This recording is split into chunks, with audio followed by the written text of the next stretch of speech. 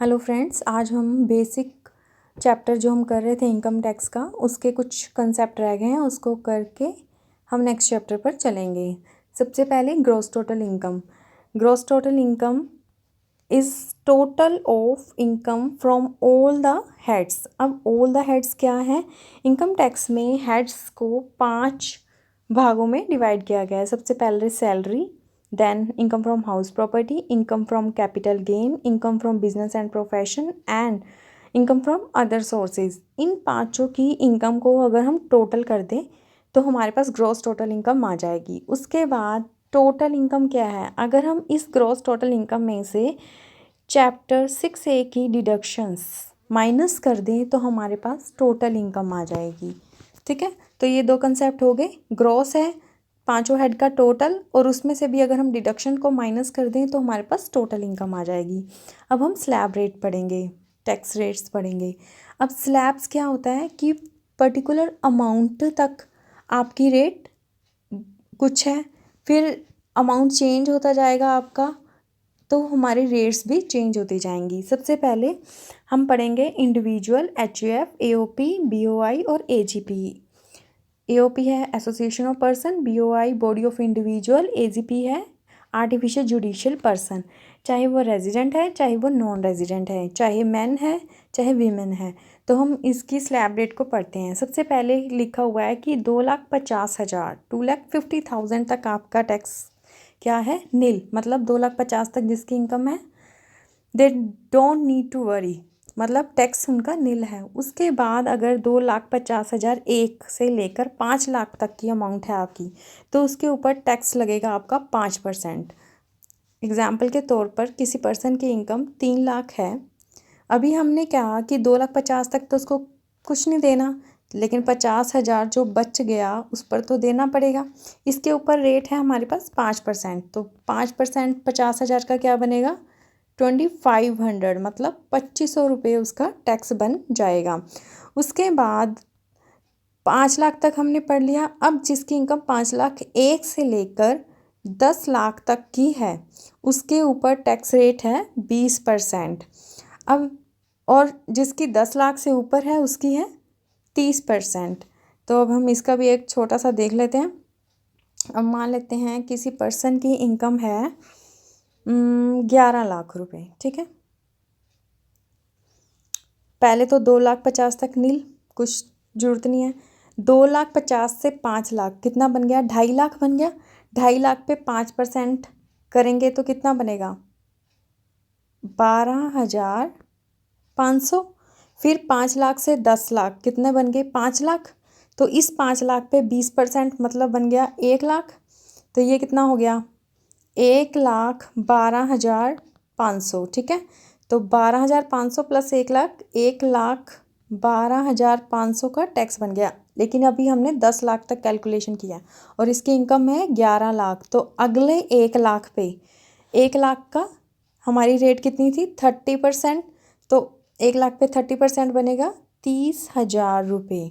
तो यहाँ पर टोटल टैक्स बन जाएगा 1,42,500 रुपये का उसका टैक्स बन जाएगा, जिसकी इनकम 11 लाख होगी। ठीक है, इस तरह से कैलकुलेट करना है। ये स्लैब रेट ऐसे है कि जैसे 10 लाख से ऊपर 30% है, तो हमने सिर्फ 10 लाख से ऊपर की एक्स्ट्रा इनकम पर 30% लगाना है। जैसे 5 लाख से 10 लाख लिखा हुआ है, तो 5 से 10 के बीच वाली इनकम पर ही 20% लगेगा।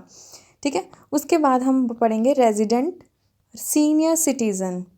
रेजिडेंट सीनियर सिटीजन कौन होता है? जो कि 60 साल या 60 से ज़्यादा का है। तो वहाँ पर सिंपल सेम ही है। यहाँ पे 2,50,000 था बेसिक लिमिट, यहाँ 3 लाख होगी। 3 लाख एक से लेके 5 लाख तक की इनकम पर 5% हो गया। 5 लाख एक से 10 लाख तक 20 हो गया।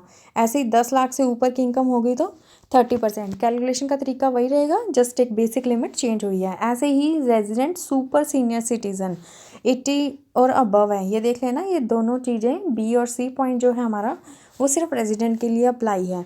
तो यहाँ पर बेसिक लिमिट चेंज होगी। 5 लाख तक नील है, तो 5 से 10 लाख तक 20% टैक्स लगेगा। 10 लाख से ऊपर है तो 30% में हम चले जाएंगे।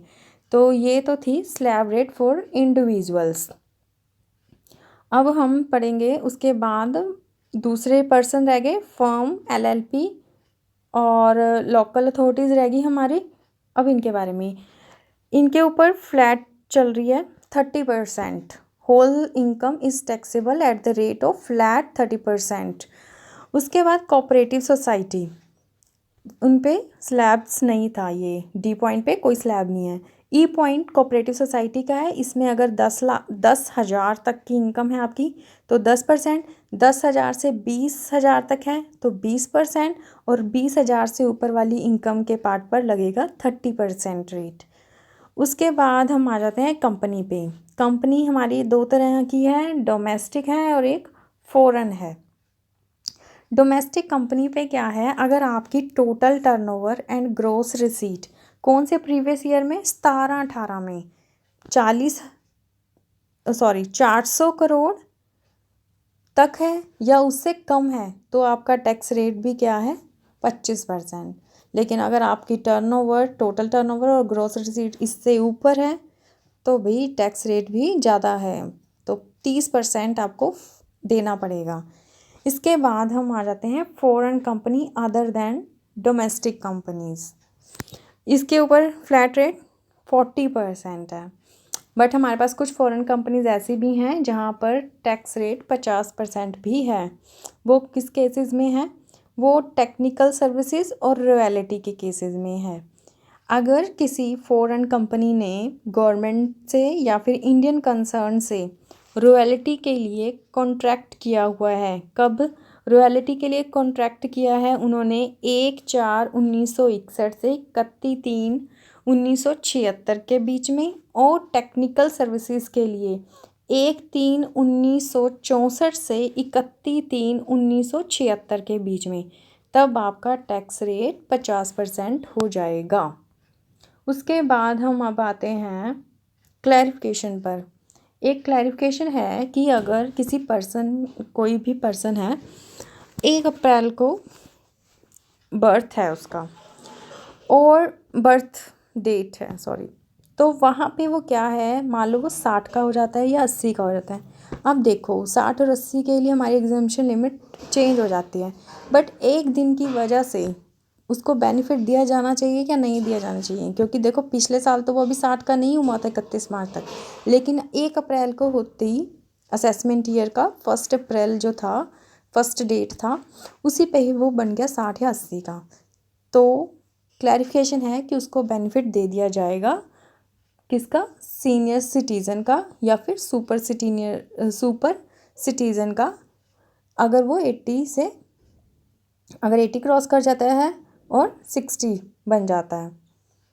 उसके बाद हम आते हैं सरचार्ज पे। सरचार्ज क्या है, सरचार्ज मतलब एक और टैक्स के ऊपर चार्ज। ये है एडिशनल टैक्स, ये उन लोगों के लिए है जिनकी इनकम ज़्यादा हो गई, मतलब जिन्होंने काफ़ी अमाउंट कमा लिया है, एक लिमिट के क्रॉस कर गए वो, तब उन पर हम सरचार्ज लगा देते हैं। वो ये देखो क्या है, it is levied as a percentage of income tax. ये इनकम टैक्स के ऊपर ही है, इनकम के ऊपर नहीं है। इनकम टैक्स इनकम के ऊपर होता है, सरचार्ज इनकम टैक्स के ऊपर होता है, ठीक है। अब इसमें भी हमारे पास है, अगर आपकी इनकम किस केस में, इंडिविजुअल, HUF, AOP, BOI और AGP 50 लाख से 1 करोड़ तक की है, 1 करोड़ तक, ठीक है, 1 करोड़ भी है तब भी यही चलेगा, तो आपके ऊपर सरचार्ज लगेगा 10%। अगर 1 करोड़ से ज़्यादा और 2 करोड़ तक है तो 15%, 2 करोड़ से ज़्यादा बट 5 करोड़ तक है तो 25%, अगर 5 करोड़ से ऊपर है तो 37%। एग्ज़ाम्पल हम कैसे ले सकते हैं, अगर किसी पर्सन की इनकम मान लो 51 लाख है, मतलब 51 लाख है, तो उसके ऊपर जितना हमने टैक्स कैलकुलेट किया होगा उसके ऊपर भी 10% एक्स्ट्रा लग जाएगा। इसका एग्ज़ाम्पल मैं नेक्स्ट वीडियो में डाल दूँगी। अभी के लिए फ़िलहाल इतना ही काफ़ी है। उसके बाद अदर असेसिस हैं, अगर फर्म है, LLP है, कोऑपरेटिव सोसाइटी है, लोकल अथॉरिटी है, तो इनमें चेंज है थोड़ा सा। 1 करोड़ से 10 लाख तक है, 1 करोड़ से 10 करोड़ तक है तो 12%, अगर 10 करोड़ से ऊपर है तब भी 12 ही हैं। यहाँ पे डोमेस्टिक कंपनी, ये इसको बाइफरकेट इसलिए करके दिखाया क्योंकि बाकियों में चेंज था। डोमेस्टिक कंपनी 1 करोड़ से 10 करोड़ तक है तो 7%, 10 करोड़ से ज़्यादा है तो 12% सरचार्ज लगेगा। इसी तरह से फॉरेन कंपनी है 1 करोड़ से ज़्यादा लेकिन 10 करोड़ तक है तो 2%, अगर 10 करोड़ तक से ज़्यादा है तो 5% सरचार्ज लगेगा। उसके बाद एक हमारा कंसेप्ट रह गया है मार्जिनल रिलीफ का। मार्जिनल रिलीफ मैं वैसे नेक्स्ट वीडियो में एग्जांपल के साथ डालूंगी, अभी फ़िलहाल थोड़ा सा समझा देती हूँ। इसमें है मार्जिनल रिलीफ। अब देखिए सरचार्ज अप्लाई हुआ, जैसे कि 50 लाख से ऊपर थी हमारी इनकम, 1 करोड़ से इनकम ज़्यादा थी तो हमारे पास सरचार्ज के डिफरेंट रेट्स अवेलेबल हैं। लेकिन कई बार हम देखते हैं हमारी इनकम इतनी बड़ी नहीं होती, जिसकी वजह से देखो इनकम बढ़ने से सरचार्ज भी आ गया ना तो हमारा टैक्स एक्स्ट्रा लगेगा। तो उस केसेस में सरकार आपको रिलीफ देती है कि क्या रिलीफ देती है कि जितनी आपकी इनकम बढ़ी है ना 50 लाख से ऊपर, मान लो कि 50 वाली क्रॉस किया आपने, तो उस पर लगने वाला टैक्स इतना ना बढ़ जाए कि जितनी आपकी इनकम एक्स्ट्रा इनकम बढ़ी है। तो यहाँ पर marginal relief is equal to extra tax payable minus extra income. तो जितना एक्स्ट्रा टैक्स पे करना पड़ रहा है आपको और जितनी एक्स्ट्रा इनकम हुई थी जिसकी वजह से आपको एक्स्ट्रा टैक्स पे करना पड़ रहा है, तो इन दोनों को अगर माइनस कर जाएं तो आपको रिलीफ उतना मिल जाएगा। ये सेक्शन 89 है, इसको मैं वैसे नेक्स्ट वीडियो में डालूंगी। उसके बाद 87A